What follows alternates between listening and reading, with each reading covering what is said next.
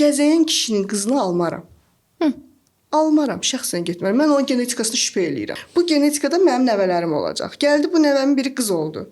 Babası da məlum məsələ. Bir dənə ətək buraxmayıb. Belə niyə bəs deyirsiniz ki, anası problemli olan qızı almıram? Mən anasına bax, qızını al məsələsində. Elə hazır atasına baxım, qızını alım da. Elə olsa evdə qalaram.